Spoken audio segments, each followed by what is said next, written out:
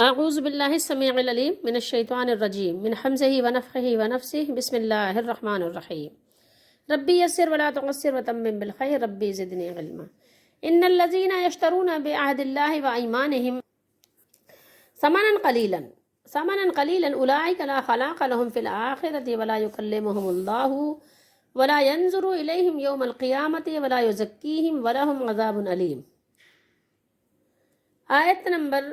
آیت نمبر 77 ہے، سورہ آل عمران ہے، پارہ نمبر 3 ہے۔ ترجمہ: انا بے شک جو لوگ یشترونا خریدتے ہیں اللہ کے عہد اور اپنے قسموں کے عوض، ایمان قسمیں، اور یشترونا خریدتے ہیں، یہ صیغہ خریدنا بیچنا دونوں کے لیے استعمال ہوتا ہے، ٹھیک ہے۔ خریدتے ہیں اللہ کے عہد، ٹھیک ہے، اور اپنی قسموں کے عوض یعنی اس کے بدلے میں، ثمنا قلیلا تھوڑی سی قیمت، ثمن قلیل، ٹھیک ہے، تھوڑی سی قیمت اس لیے کہ اگر پوری دنیا بھی ملے تو آخرت کے مقابلے میں وہ تھوڑی سی ہے، ٹھیک ہے۔ یہ وہ بد نصیب ہیں کہ کچھ حصہ نہیں ان کے لیے آخرت میں، لا خلاق لہم فی الآخرۃ، اور بات نہیں کرے گا ان سے، لا ولا یکلمہم اللہ، کون بات نہیں کرے گا؟ اللہ بات نہیں کرے گا، اور اللہ دیکھے گا بھی نہیں۔ دیکھیں کتنی سزائیں اللہ نے یہاں بیان کی۔ اس سے پہلے اللہ تعالیٰ نے کیا بیان کیا تھا؟ اللہ نے بیان کیا تھا اللہ متقیوں سے محبت کرتا ہے، ان کو پسند کرتا ہے، ٹھیک ہے۔ یعنی وہ فرمایا نہیں کہ پسند اور ناپسند کے یہاں پہ یعنی ذکر ہوا ہے۔ اچھا دیکھیے کیا فرمایا کہ اللہ تعالیٰ نے ان سے بات ہی نہیں کرے گا، ان کو دھتکار دے گا، ان کی طرف نظر بھی نہیں کرے گا اور دیکھے گا بھی نہیں ان کی طرف، الیہم یوم القیامت، قیامت کے دن، روز قیامت، اور نہ ان کو پاک کرے گا، ان کو پاک بھی نہیں کرے گا۔ دیکھیے کیسی سزائیں اللہ بیان کر رہا ہے، روز یعنی قیامت کے روز، اور ناپاک کرے گا انہیں، ٹھیک ہے۔ اور ان کے لیے کیا ہے؟ مزید ایک سزا دیکھیے، عذاب علیم ہے، رنج و علم، دکھ اور درد والا عذاب ہے ان کے لیے قیامت کے دن۔ دنیا میں ہو سکتا ہے کہ کسی بھی وجہ سے اللہ تعالیٰ پردہ ڈال دے ان پر، یعنی نہ عذاب بھیجے ان پر، ٹھیک ہے۔ ایسے بھی تو ہیں کہ پھر رہے ہیں اللہ تعالیٰ کی نافرمانی بغاوت کر رہے ہیں، لیکن یہ ہے کہ خوش خرم ہیں، تو ہو سکتا ہے کہ کسی بھی وجہ سے کوئی ایسا کام بھی انہوں نے کیا ہو کہ جس کی وجہ سے اللہ تعالیٰ نے ان کو مہلت دے دی ہوگی، ٹھیک ہے، دنیا کا عذاب ان سے مؤخر کر دیا گیا ہو، لیکن آخرت کے عذاب سے تو بچ نہیں سکتے وہ، ٹھیک ہے۔ دنیا میں ہو سکتا ہے کہ کسی کی دعائیں ہوں، کسی کے ساتھ وہ بھلائی کرتے ہوں، اس نے اس کو بہت دعائیں دی ہوں، اس کی وجہ سے ان کا عذاب ٹل گیا ہو، لیکن آخرت میں وہ بچ نہیں سکتے، ٹھیک ہے۔ آخرت کے لیے کیا ہے؟ آخرت کے لیے ایمان شرط ہے، ایمان شرط ہے، اللہ کو راضی کرنا شرط ہے، اللہ تعالیٰ سے مغفرت مانگنا، اس سے امید رکھنا شرط ہے۔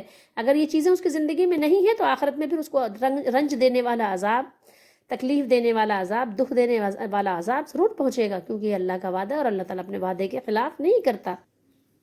پہلے اوپر اللہ تعالیٰ نے یہاں بیان کیا تھا کہ جو لوگ اپنا وعدہ پورا کرتے ہیں، جو لوگ متقی ہیں، تقوی اختیار کرتے ہیں، تو اللہ تعالیٰ متقیوں سے محبت کرتا ہے، متقیوں کو پسند کرتا ہے۔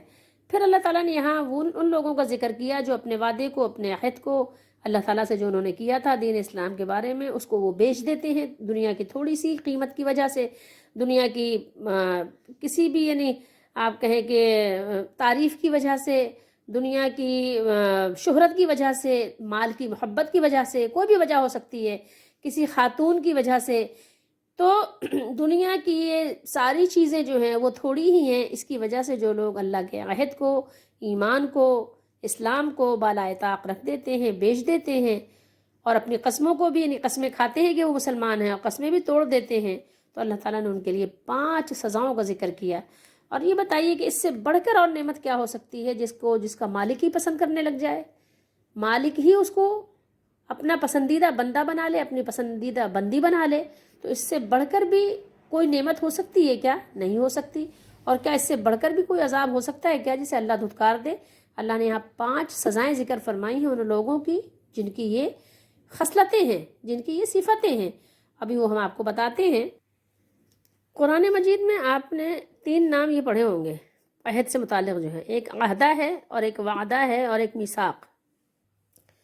تو عہد جو ہے اس قول کا نام ہے جو فریقین کے درمیان، یعنی 2 پارٹی جو ہیں، دونوں گروہوں کے درمیان یا 2 لوگوں کے درمیان باہمی آپس میں بات چیت سے طے ہوتا ہے، جس پر دونوں طرف سے، دونوں جانب سے لوگوں کو قائم رہنا ضروری ہوتا ہے، ٹھیک ہے۔ اور اس کے خلاف وعدہ کہ وہ صرف ایک ہی طرف سے ہوتا ہے، ٹھیک ہے، کہ جیسے میں آپ سے وعدہ کروں، آپ مجھ سے وعدہ کریں کسی بھی چیز کے بارے میں، تو جو عہد ہے وہ عام ہے اور وعدہ جو ہے وہ خاص ہے، ٹھیک ہے۔ تو ایفائے عہد، وعدہ کو پورا کرنا جو ہے، قرآن و سنت میں اس کی بہت تاکید آئی ہے۔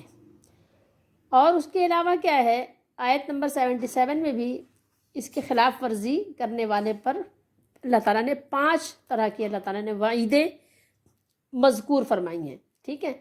نمبر 1، اللہ تعالیٰ نے کیا فرمایا کہ ان کے لیے جنت کی نعمتوں سے کوئی حصہ ان کو نہیں ملے گا، ٹھیک ہے۔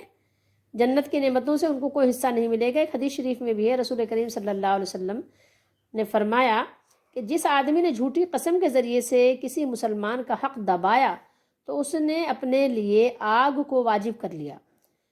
تو راوی نے عرض کیا کہ اگر وہ چیز معمولی سی ہو تو تب بھی؟ تو آپ صلی اللہ علیہ وسلم نے فرمایا کہ اگرچہ وہ چیز کسی درخت کی یعنی سبز ٹہنی ہی کیوں نہ ہو، یعنی چھوٹی سی معمولی سی چیز ہو، جب بھی، مسلم شریف کے حوالے سے یہ حدیث شریف ہے۔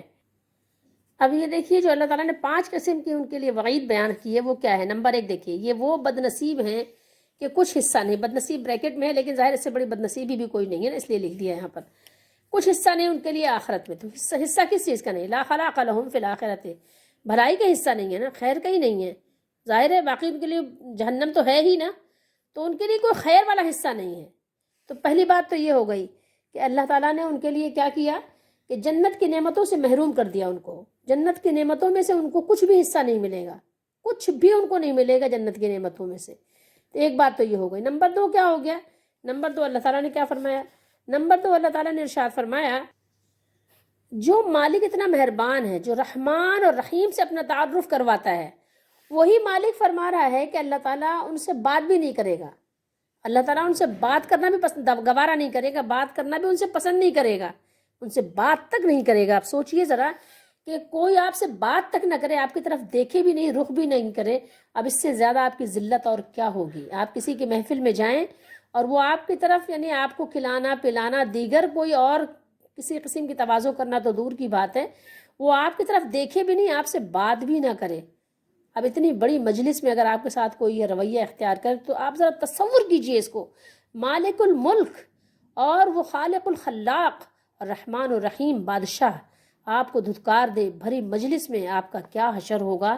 اللہ تعالیٰ نے آگاہ فرما دیا، اپنا بچاؤ کر لو تو تمہارے لیے بہتر ہے۔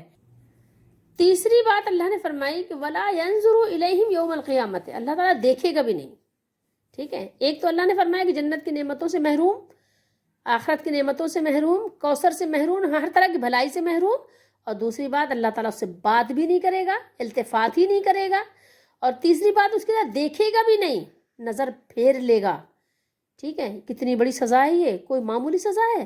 کبھی آپ سوچتے نہیں، اس پہ بیٹھ کے سوچیں نا، اس پر بیٹھ کر سوچیں یا اس پر تقریر کرنا چاہیں تو آپ گھنٹوں آپ کے لیے چاہیے کہ کتنی بڑی سزا ہے یہ، معمولی سزا نہیں ہے، بہت بڑی سزا ہے، بہت بڑی سزا ہے یہ، اس پہ غور کرنا کبھی، ٹھیک ہے۔ وَلَا يَنظُرُ إِلَيْهِمْ يَوْمَ الْقِيَامَةِ، اور دیکھیے چوتھی سزا کیا ہے؟ روز قیامت اس کو پاک بھی نہیں کرے گا، کیونکہ تمام مومنوں کو اللہ تعالیٰ پاک کرے گا۔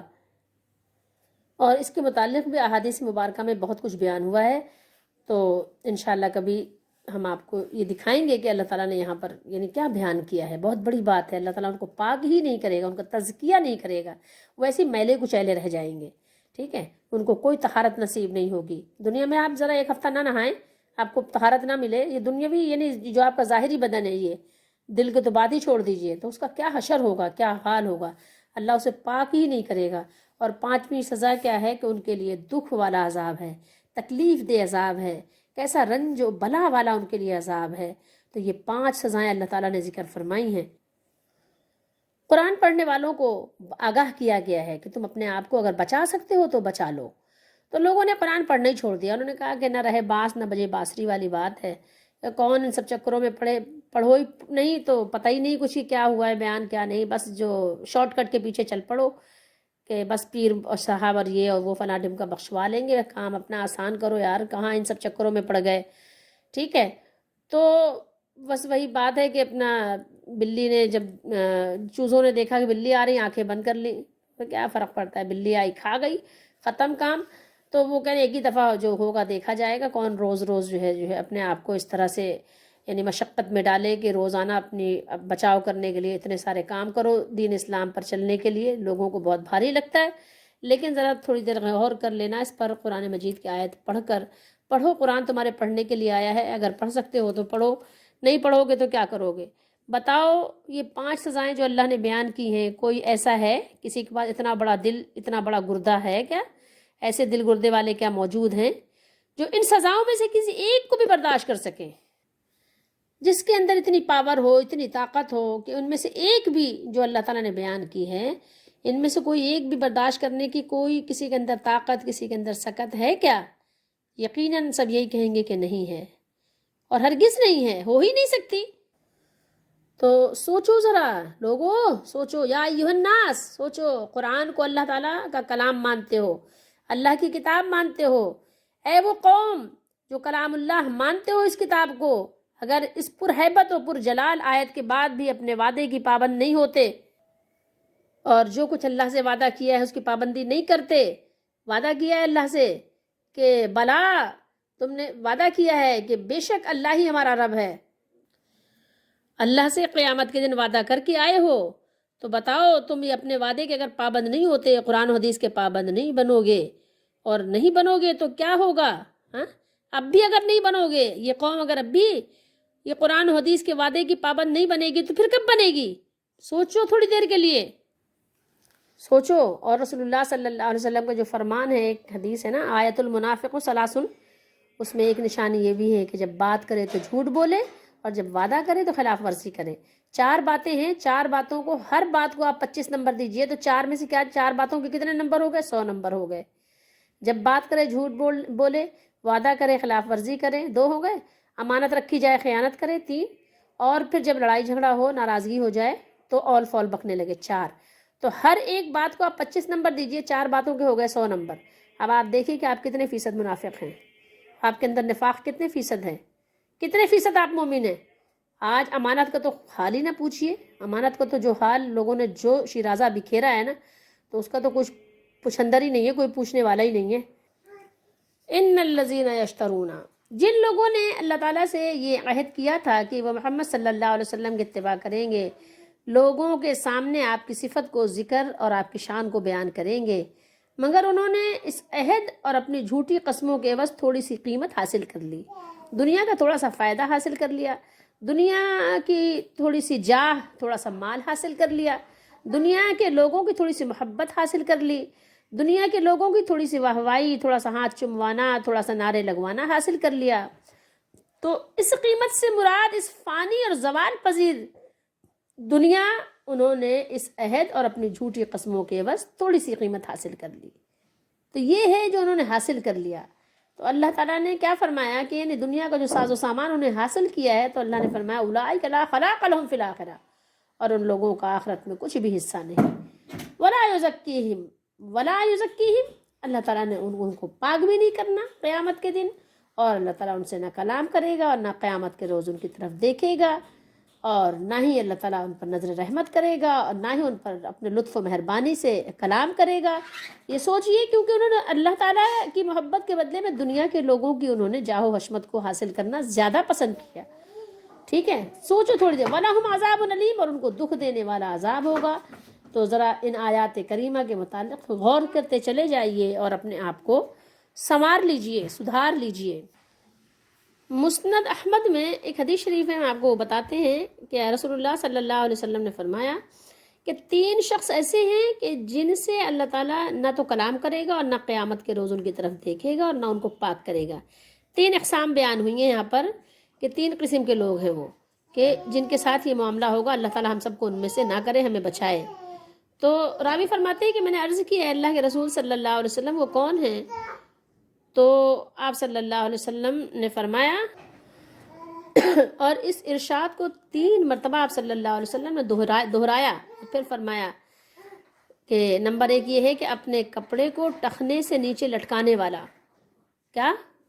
یہ مردوں کے لیے ہے، لیکن معاملہ بالکل الٹ ہو گیا. دیکھیے مردوں کو کیا حکم ہوا تھا کہ اپنے پائچے اونچا رکھیں، اونچا. ٹھیک ہے، اپنے پائچے اونچا رکھیں. یہ پائچہ جو ہے اپنا، جو ان کا ٹخنا ہے، کھلا رہے، بلکہ پنڈلی تک آ جائے پجامہ تو کوئی حرج نہیں ہے، لیکن مردوں نے کیا کیا؟ لٹکا لیا، اور عورتوں نے کیا کیا؟ اٹھا لیا۔ ان کو ضد ہے نا، جیسے ہوتا نہیں، شیطان کو ضد ہے کہ وہ الٹا ہی کرواتا ہے۔ عورتوں کو حکم ہوا تھا ڈھک لو، مردوں کو حکم ہوا تھا کھول دو، دونوں نے الٹا کیا۔ ان کو بند کرنے میں شرم آئی، ان کو کھولنے میں شرم آئی، کیونکہ نبی کا فرمان تھا نا۔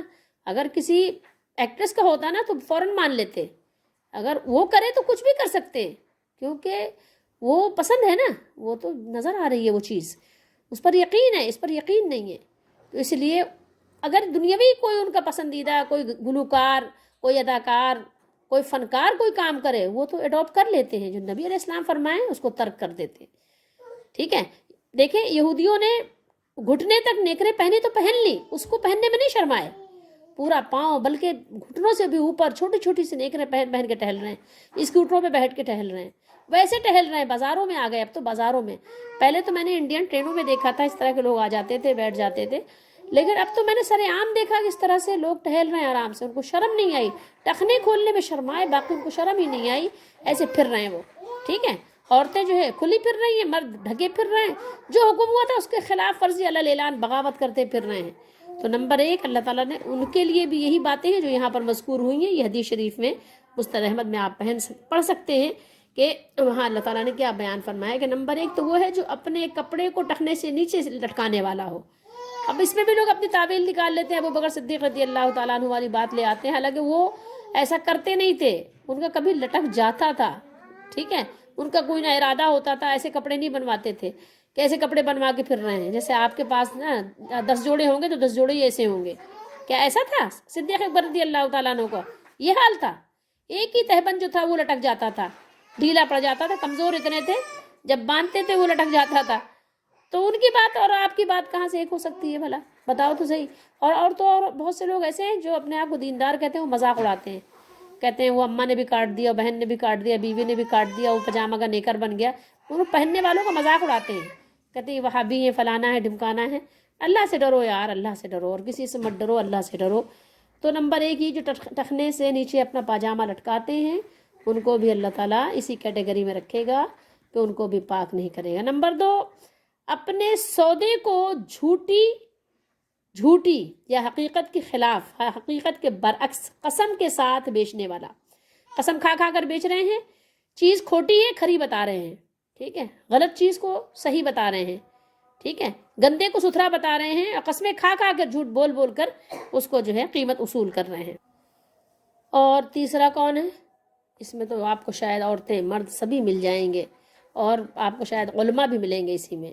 اللہ سے ڈرنے والا جس کو اللہ بچا لے تو اس کی بات تو اور ہی ہے، کہ احسان کر کے جتلانے والا، احسان کرے اور پھر جتائے کہ میں نے تمہارے ساتھ یہ کیا، فلاں وقت میں یہ کیا، تمہارے ساتھ یہ کیا، تمہارا گھر بنوایا، ٹھیک ہے، تمہیں ہاسپٹل سے تمہیں دوائی دلوائی تو تمہیں یہ کیا، تمہیں فلاں ڈھمکا، یہ جو ہے یہ احسان جتلانے والا۔ کسی کو یوں بتا دینا، یاد دلا دینا کہ دیکھو بھائی، دیکھو میرے بھائی، میں نے تمہارے ساتھ بھی کچھ کیا ہے، ایسے نہ کرو، ناراض نہیں ہو، وہ ایک اور چیز ہے، ٹھیک ہے۔ وہی بات ہے کہ ایک چیز دو طرح سے پیش کی جا سکتی ہے، لیکن یہ ہے کہ آپ نا دو چیزوں کو ایک کر دیتے ہو، وہ غلط چیز ہو جاتی ہے۔ تو احسان کر کے جتلانا یہ بہت ہی یعنی قبیح ہے، ناپسندیدہ ہے احسان کر کے جتانا، ٹھیک ہے۔ اس حدیث شریف کو امام احمد نے مسند احمد میں بھی نقل کیا ہے، امام مسلم نے بھی کتاب الایمان میں بیان کیا ہے، اور بھی محدثین نے اس کو بیان کیا اس حدیث شریف کو۔ ایک اور حدیث شریف بھی سن لیجئے، امام احمد رحمہ اللہ نے عدی بن عمیرہ کندی سے روایت کیا ہے کہ یہ امراء القیس بن عابس نامی ایک شخص نے حضرت موت کے ایک شخص سے زمین کے بارے میں اپنے جھگڑے کو رسول اللہ صلی اللہ علیہ وسلم کی خدمت میں پیش کیا، تو رسول اللہ صلی اللہ علیہ وسلم نے حضرت موت کے اس شخص سے کہا گواہی پیش کرو، مگر اس کے پاس کوئی گواہی نہیں تھی۔ پھر آپ صلی اللہ علیہ وسلم نے امراء القیس سے کہا تم قسم کھاؤ، تو حضرمی نے کیا کیا، عرض کی اے اللہ کے رسول صلی اللہ علیہ وآلہ وسلم، اگر آپ اسے قسم کے ساتھ موقع دیں گے، یعنی قسم کے ساتھ آپ اس کو کہیں گے کہ ہاں قسم کھا لے، تو لوگ تو جھوٹی قسم کھا لیتے ہیں نا، تو انہوں نے کہا کہ اگر آپ اس کو قسم کے ساتھ موقع دے دیں گے تو رب کعبہ کی قسم وہ میری زمین کو لے جائے گا، یعنی جھوٹی قسم کھا لے گا۔ تو نبی کریم صلی اللہ علیہ وسلم نے فرمایا من حلف علی یمین کاذبۃ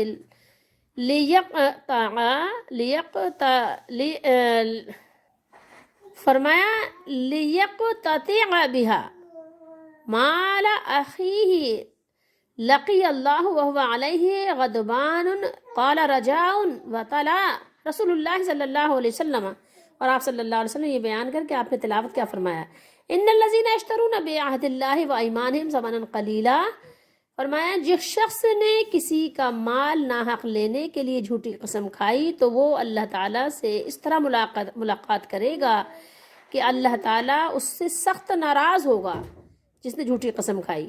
تو اس حدیث کے ایک راوی رجا جو ہے نا، رجا، وہ بیان کرتے ہیں کہ اس موقع پر رسول اللہ صلی اللہ علیہ وسلم نے اس آیت کریمہ کی تلاوت فرمائی، ان الذین یشترون بعہد اللہ وایمانہم ثمنا قلیلا، بے شک جو لوگ اللہ کا عہد اور اپنی قسمیں تھوڑی قیمت کے بدلے بیچ ڈالتے ہیں۔